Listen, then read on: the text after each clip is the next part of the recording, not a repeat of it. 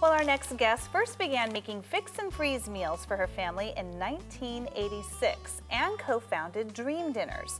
She's here to talk about a new book, The Hour That Matters Most, and the surprising power of the family meal. Now, here at California Life, we're happy to welcome our in-studio guest, the New York Times best-selling author, Stephanie Allen. Stephanie, thank you so much for joining us. Thank you. And I have to tell you that I'm a fan of the book. It's perfect for somebody like me.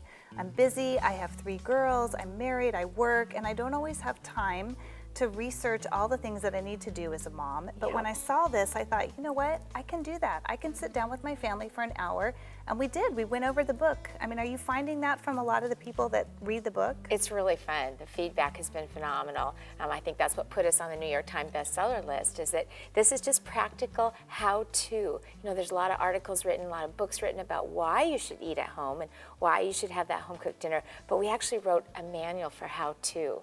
And you were telling me too that some of these kids, you know, now they're grown up and they've done all these studies that truly that's what they want. They want to be with us. They want to be with the family. They feel close to the family. And we just had all those statistics about how it helps them with their grades. It keeps them out of trouble. I mean, it's pretty profound. It really is. 73% of teenagers in America say they're at their happiest when they're with their family. They might not always act that way, but they want to be with their family. Kids want to be anchored. They want to be grounded. And, you know, making that time to sit down at the dinner table gives them a place to anchor to the family. Those family values that get caught, you know, not taught, but really caught, that happens around the dinner table. And the tips are so easy. I mean, I was just thumbing through it last night, and I just loved like the little quizzes, you know, so I'm asking my girls, you know, what would you do differently if you were mommy and daddy and you had to punish it? Oh, they just ate that up. Yeah, they want to belong. They really do. At thehourthatmattersmost.com, we have downloadable conversation starters, free tools, free tips on how to actually start those great conversations. You don't know where they're going to lead, but once you've broken the ice and the kids start talking at the table, that's where the value is. And I know I was telling you earlier too, like, you know, here I am, I'm like, oh, we're gonna do this book, and here's my 7-year-old, she's tipping back in her chair, and I flip right to the tip on when your child is flipping back in their chair, you know, here's a tip, you know, make them stand for the rest of the meal. And little things that are kind of fun, so they were laughing and joking, or even just the last one to the table, you know, is the server. Yes. I mean, those are just, I mean, how did you come up with all these different tips and advice? Well, they're all practical. There's things that we grew up with. We worked with the family psychologists to get these advice of story. And we wrote them in a story. You know, it's not just a whole book of tips and advice, but it's stories. It's things that actually work, that have worked in our families. It's the way we raised our kids. And they're common sense, you know, manners, just little things like manners that you forget to teach that are really important, even to a toddler. And you know, the other side of the coin is you got to have a meal to enjoy when you're sitting down. And I am one of the biggest fans too of Dream Dinners because I'm so busy and I feel like I want to have a nice meal for my family. And I love that you can go there.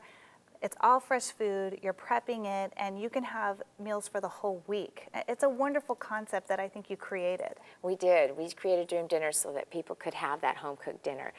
The book is just a complement to that. So now that you have the home-cooked dinner, how do we actually get that really great dinner time, that dinner experience? But at Dream Dinners, you're assembling your dinners. You're using fresh, whole, you know, great ingredients, and you're making it yourself. So if you like lots of garlic, you add lots of garlic, or if you don't like olives, you leave them out. If your kids don't eat capers, you can put it on half.